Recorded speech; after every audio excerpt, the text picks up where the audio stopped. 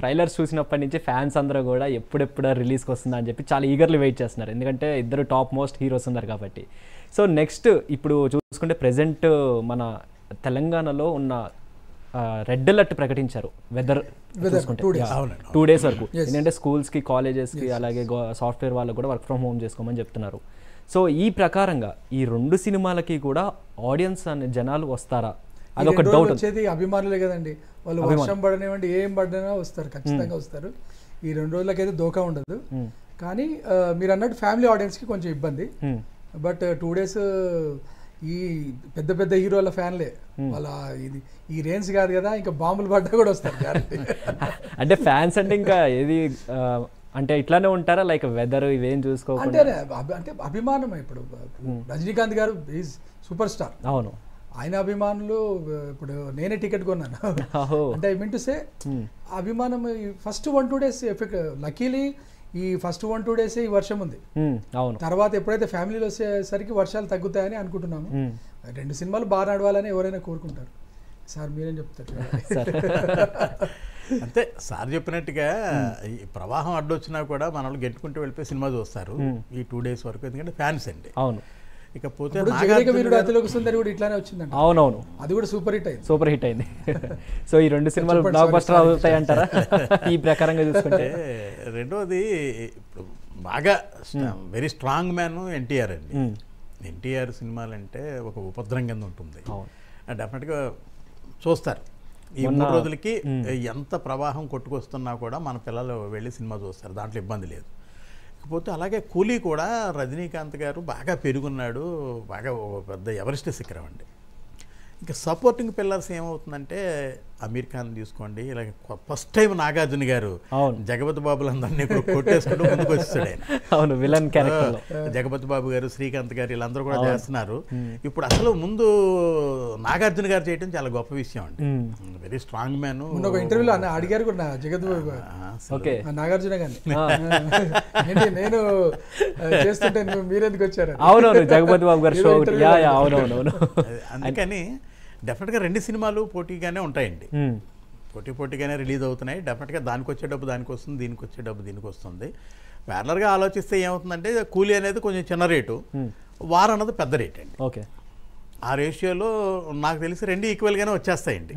కూలీ వాళ్ళకి ఎక్కువ లాభం వస్తుంది, వార్ వాళ్ళకేమో బార్డర్లో బయటపడతారు. ఓకే, అంతే. అది మనం లెక్క వేయవలసింది అది ఆ 2ఏనండి. అంటే దాదాపు 400 కోట్ల వరకు బడ్జెట్ పెట్టారు వార్ 2కి. వాళ్ళు ఎక్కడో పెట్టారు సార్, ఇక్కడ కాదు కదా. మన తెలుగు వెర్షన్ వరకే మనం మాట్లాడుకోవాలి. ఇండియా వైడ్గా మనకు సంబంధం ఏంటి చెప్పండి?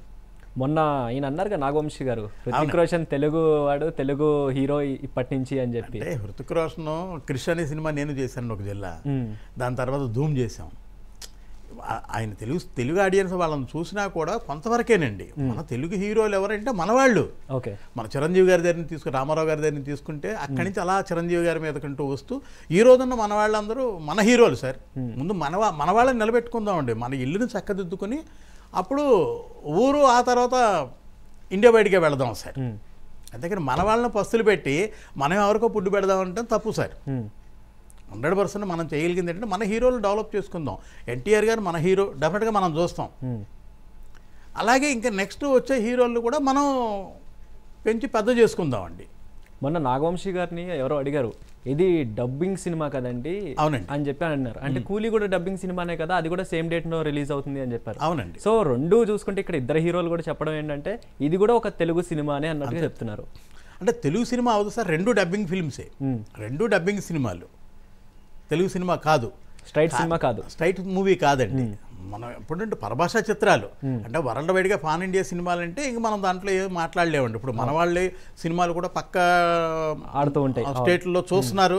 బాగా డబ్బు వచ్చిన సినిమాలు కూడా ఉన్నాయి.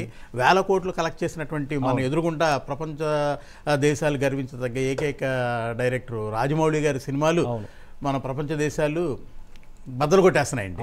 అది పాన్ ఇండియా సినిమాలండి అవి. కాకపోతే ఇక్కడ వచ్చేది ఏంటంటే మన సినిమాలను ముందు మనం చూసుకుంటూ వాటికి వెళ్ళాలండి. అక్కడ కూడా 2-3 సినిమాలే చూస్తున్నారు కానీ మన సినిమాలు అన్నీ పాన్ ఇండియా సినిమాలు చూసేయట్లేదు కదా సార్. అవునవును, పే చేసే సినిమాలు ఏమన్నా 1, 2, 3, దాంట్లో పెద్దపేట వేసింది ఎవరికంటే రాజమౌళి గారికి. మిగిలిన సినిమాలు కూడా అంతంత మాత్రంగానే ఉన్నాయి కదా. బాగా మనకి రెవెన్యూ వస్తున్న సినిమాలు ఏంటంటే తర్వాత ప్రభాస్ గారి సినిమాలు ఒకటి వస్తున్నాయి, వీళ్ళ సినిమాలు అంతంత మాత్రంగా వస్తున్నాయి. ఇండియా వైడ్గా ఆలోచిస్తే మన తెలుగులో ఎక్కువ డబ్బు వస్తుంది. అందుకని ఎప్పుడు కూడా మన సినిమాల్ని మనం డెవలప్ చేసుకోవాలి, మన స్టేట్ని మనం డెవలప్ చేసుకోవాలి. మన ట్యాక్స్ మనం కట్టిన ప్రతి రూపాయి మన ట్యాక్స్ మన వాళ్ళకు ఉపయోగపడుతుంది. మనం మన సినిమాని ఎక్కడికో పంపించి వాళ్ళు ఎవరినో డెఫినెట్గా ఉపయోగపడదాం. వాళ్ళందరూ మన అన్నదమ్ములు లాంటి వాళ్ళే. ఎప్పుడు మన ఇల్లు చక్కబెట్టుకున్న తర్వాత అండి మన ఇండస్ట్రీని డెవలప్ చేసుకుందాం, మన 24 క్రాఫ్ట్లో ఉన్న కార్మికులను డెవలప్ చేసుకుందాం, వాళ్ళకు ఫుడ్ పెడదాం, మనం ఇక్కడ సినిమాలు తీద్దాం. మనం మీరు 80 కోట్లు పెట్టి తీసినా కొన్నా 100 కోట్లు పెట్టి కొన్నా కూడా ఆ డబ్బుని ఇక్కడే పెడదాం. ఎవరికో ఇవ్వటం ఎందుకు? ఇక్కడే నువ్వు సినిమా తీ. ఆల్రెడీ మన తెలుగు ఇండస్ట్రీ ఆల్రెడీ టాప్లోనే ఉంది. టాప్లోనే ఉంది. అన్ని ఇండస్ట్రీతో పోలిస్తే మన ఇండస్ట్రీ చాలా మంది కాన్స్ కంటే మన హీరోలు చాలా ముందుకు వెళ్ళిపోయారండి ఇప్పుడు. అవునవును. ఇప్పుడు కాన్స్ టైం అయిపోయిందండి. చాలా మంది కాన్స్తో కంపేర్ చేసుకుంటే మన వాళ్ళు చాలా ముందుకు దూసుకెళ్ళిపోతున్నారు. నెక్స్ట్ ప్రభాస్ గారి సినిమాలు కానీ, అలాగే ఎన్టీఆర్ కానీ, లేకపోతే మన రామ్ చరణ్ గారి పెద్ద కానీ, ఇలా వరుసన సినిమాలన్నీ కూడా పోటీ పడి చేస్తున్నారండి. మన వాళ్ళు ఒళ్ళు దాచుకోవట్లేదండి, పోరాడుతున్నారు. అవును. నెక్స్ట్ వచ్చే ఓజీ కానీ మన డిప్యూటీ సీఎం గారిది. మనం మన సినిమాల్ని మనం కాపాడుకుందాం అండి, మన సినిమాలను మనం బతికించుకుందాం. ఏదో సినిమాని మనం కొని ఇది చాలా గొప్ప సినిమా అంటాం తప్పని నేను అనుకుంటున్నాను, నా పర్సనల్ ఒపీనియన్.